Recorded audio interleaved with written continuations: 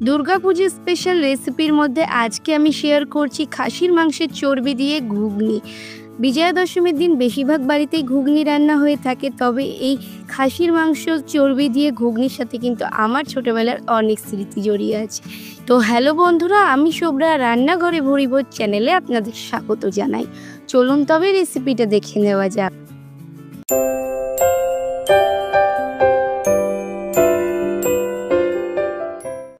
খাসির মাংস চর্বি দিয়ে ঘুগনি বানানোর জন্য এখানে আমি নিয়ে নিয়েছি 200 গ্রাম মটর। আর মটরটাকে আমি সারা রাত ভিজিয়ে রেখেছিলাম, পুরোপুরি ফুলে গেছে। এরপর প্রেশার কুকারে মটরগুলোকে নিয়ে সেদ্ধ করে নেব। মটরের সাথে দিয়ে দেবো 2 কাপ পরিমাণে জল। জলের পরিমাণটা একটু বেশি হলে কিন্তু কোনো অসুবিধা নেই। এরপর গ্যাসের ফ্লেমটা বাড়িয়ে দিয়ে একটা সিটি ওঠা পর্যন্ত ওয়েট করব। তারপর লো ফ্লেমে 15 মিনিট রান্না করে নেব। সিটিটা পুরোপুরি খোলা পর্যন্ত ওয়েট করব। আর এখানে আমি নিয়ে নিয়েছি 150 গ্রাম খাসির মাংসের চর্বি। 200 গ্রাম মটরের সাথে আমি 150 গ্রাম খাসির মাংসের চর্বি ইউজ করেছি। আর চর্বিটাকে এরকম ছোট ছোট টুকরো টুকরো করে কেটে নিতে হবে। ছোট ছোট টুকরো করে চর্বি কেটে নিয়ে রান্নাটা করলে প্রত্যেক বাইটে কিন্তু চর্বিটা পড়বে আর খেতে দারুণ লাগবে। তাই চর্বিটাকে আমি এরকম ছোট ছোট চৌকো চৌকো করে কেটে নিয়েছি।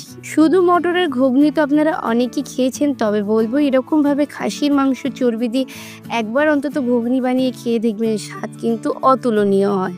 তো দেখুন চৌকো চৌকো করে সমস্ত চর্বিগুলো আমি কেটে নিয়েছি আর এগুলোকে একটা পাত্রে নিয়ে নিয়েছি। এরপর আমার এতক্ষণে কিন্তু মটরটা সেদ্ধ হয়ে গেছে, প্রেশার কুকারের সিটিটা পুরোপুরি রিলিজ হয়ে গেছে। আমি এটা খুলে নিলাম আর আপনাদের দেখিয়ে দিচ্ছি। আমি কিছুটা মটর তুলে হাত দিয়ে আপনাদের একটু ভেঙে দেখিয়ে দিচ্ছি। দেখুন চাপ দিলেই কিন্তু ভেঙে যাচ্ছে, গরম আছে, হাত দিয়ে ধরতে একটু অসুবিধা হচ্ছিল। আর এদিকে আমি একটা মশলা তৈরি করে নেব ঘুগনির জন্য। প্রথমে মিক্সি জারে নিয়ে নিচ্ছি 1.5 ইঞ্চি পরিমাণে আদা টুকরো করে কাটা, নিয়েছি 10 থেকে 12 কোয়া রসুন, 4টে কাঁচা লঙ্কা দিয়ে একটা স্মুথ পেস্ট বানিয়ে নেব। তবে ঝাল বেশি খেলে আপনারা লঙ্কার পরিমাণ অবশ্যই বাড়িয়ে দেবেন। এরপর গ্যাসে কড়াই বসিয়ে দিয়েছি। কড়াই গরম হয়ে গেলে দিয়ে দিলাম 3 টেবিল চামচ পরিমাণে সাদা তেল। তেলটা ভালোভাবে গরম হয়ে গেলে ডুমো করে কেটে রাখা ছোট সাইজের 2টো আলু দিয়ে দিয়েছি। আলুটা দিয়ে নেড়ে চেড়ে লাল লাল করে ভেজে নেব। ঘুগনিতে আপনারা আলুর পরিমাণ আপনাদের পছন্দ মতো কম বেশি করে নিতে পারেন। আমি রান্নাটা সাদা তেলে করছি, আপনারা চাইলে সর্ষের তেলেও করতে পারেন। তো লাল লাল করে আলুগুলোকে ভেজে নিয়েছি। 3 থেকে 4 মিনিট সময় লেগেছে, হাই টু মিডিয়াম ফ্লেমে ভেজেছি। আর তারপর তেল ঝরিয়ে আলুগুলোকে একটা পাত্রে তুলে নিয়েছি। এরপর কড়াইতে যে তেল আছে সেই তেলেই দিয়ে দিচ্ছি 1/2 চা চামচ গোটা জিরে ফোড়নে, আর তার সাথে দিচ্ছি 2টো এলাচ, 2টো লবঙ্গ, 1 টুকরো দারচিনি। এলাচটা অবশ্যই ফাটিয়ে দিতে হবে। ফোড়নটা 30 সেকেন্ড নেড়ে ছেড়ে নিয়ে ফোড়ন থেকে সুন্দর গন্ধ বেরোলে দিয়ে দিচ্ছি ঝিরি ঝিরি করে কেটে রাখা 2টো মাঝারি সাইজের পেঁয়াজ। পেঁয়াজটা দিয়ে নেড়ে ছেড়ে লাল লাল করে ভেজে নেব। 3 থেকে 4 মিনিট সময় লাগবে। আর একটু মিডিয়াম ফ্লেমে রেখে পেঁয়াজটা বেশ সুন্দর লাল লাল করে ভেজে নিতে হবে। আর দেখুন আমার পেঁয়াজটা কিন্তু ভাজা হয়ে গেছে। এরপর ওই যে মশলার মিশ্রণটা তৈরি করে রেখেছিলাম কাঁচা লঙ্কা আদা রসুন দিয়ে, সেই মিশ্রণটা দিয়ে নেড়ে ছেড়ে একটু কষিয়ে নেব। কষাতে কষাতে এর মধ্যে দিয়ে দেবো বেশ কিছু গুঁড়ো মশলা। 1/2 চা চামচ জিরে গুঁড়ো, 1/2 চা চামচ ধনে গুঁড়ো, 1/2 চা চামচ হলুদ দিয়েছি। আর দিয়েছি 1 চা চামচ লবণ, 1/2 চা চামচ কাশ্মীরি লঙ্কার গুঁড়ো। সমস্ত কিছু দিয়ে মশলাটাকে কষিয়ে নেব। মশলাটা অনেক শুকনো হয়ে গেছিলো, তাই মিক্সির জার দিয়ে 2 টেবিল চামচ পরিমাণে জল অ্যাড করেছি। জলটা দেওয়ার পর নেড়ে চেড়ে মিশিয়ে নিচ্ছি, দিয়ে 1 থেকে 1.5 মিনিট একটু নেড়ে চেড়ে কষিয়ে নিচ্ছি। একটু কষিয়ে নেওয়ার পর দিয়ে দিচ্ছি একটা ছোট সাইজের টমেটো কুচি করে কেটে। আবার একটু নেড়ে চেড়ে মিশিয়ে নিয়ে 2 মিনিট মতো একটু কষিয়ে নেব। তারপর এর মধ্যে দিয়ে দেবো আগে থেকে যে ভেজে রাখা আলুটা ছিল সেই আলুটা পুরোটাই আমি এখানে দিয়ে দিচ্ছি। আর আলুটা দেওয়ার পর আবারও একটু নেড়ে চেড়ে মিশিয়ে নিচ্ছি। এখানে দেখুন মশলাটা কিন্তু আবারও বেশ শুকনো শুকনো হয়ে গেছে, তাই আবারও আমি এখানে 2 টেবিল চামচ পরিমাণে জল অ্যাড করে দিচ্ছি। জলটা দিয়ে আবার একটু নেড়ে চেড়ে মিশিয়ে গ্যাসের ফ্লেমটা একদম লোতে করে দিয়ে ঢাকা চাপা দিয়ে রান্না করে নেব মোটামুটি 5 থেকে 6 মিনিট মতো। ততক্ষণে মশলাটাও ভালোভাবে কষানো হবে, আলুগুলো ভালোভাবে সেদ্ধ হয়ে যাবে। 6 মিনিট মতো পর আমি খুলে নিচ্ছি ঢাকনাটাকে। আর দেখুন মশলা থেকে তেল ভেসে উঠছে, একটু নেড়ে চেড়ে মিশিয়ে নিচ্ছি বা কষিয়ে নিচ্ছি। দেখুন এরপর যে মশলাটা কিন্তু ভালোভাবে কষানো হয়ে এসছে।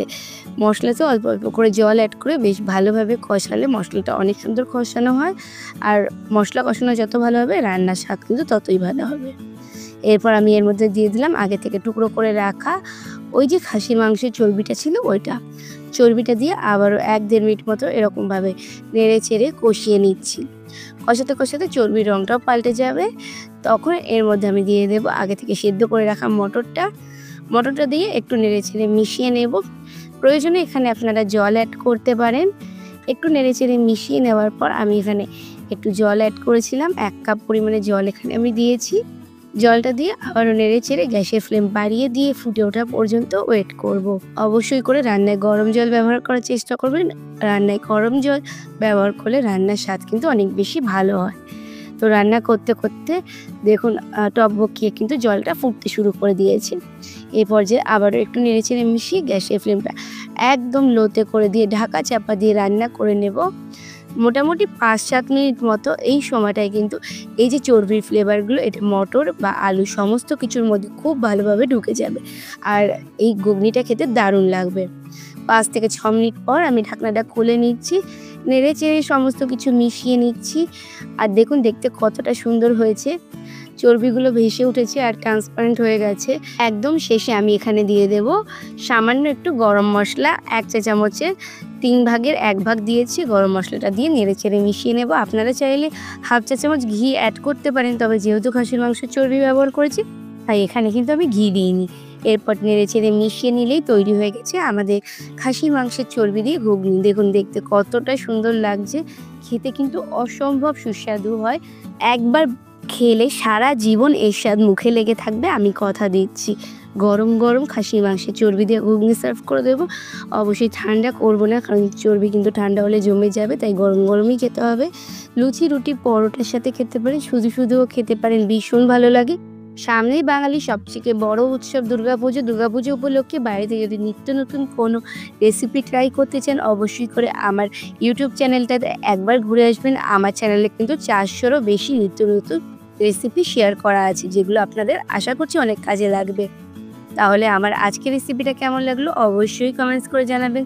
ভালো লাগলে লাইক শেয়ার করে অন্যদের দেখার সুযোগ করে দেবেন।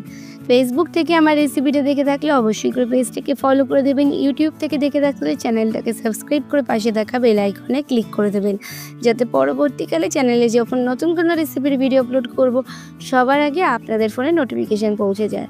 আজকে এ পর্যন্তই, আবার আসবো অন্য কোনো দিন অন্য কোনো রেসিপি নিয়ে। ততক্ষণ ভালো থাকবেন, সুস্থ থাকবেন।